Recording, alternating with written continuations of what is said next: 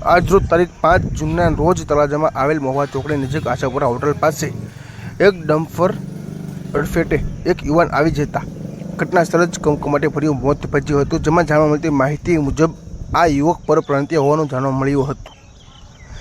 તે બપોરના સમયે ત્યાં હોટલ પાસે પીધેલી હાલતમાં હતો અને ત્યાં હોટલને આવીને કહેલ કે કોઈને ફોન લગાડવો છે તો દુકાનવાળાએ ના પાડી। ત્યારબાદ ત્યાં પડેલ એક ડમ્પરની નીચે પાછળના ટાયર પાસે સૂતેલ હોય અને ટ્રક ચાલકને જાણ બહાર હોય ને ટ્રક ચાલકે રિવેસ લેતા આ યુવક નીચે કચડાઈ ગયો હતો અને તેમનું ઘટના સ્થળે જ કમકમાટી ભર્યું મોત થયું હતું। જે બનાવને લઈને ઘટના સ્થળ પર લોકોના ટોળા એકઠા થયા હતા।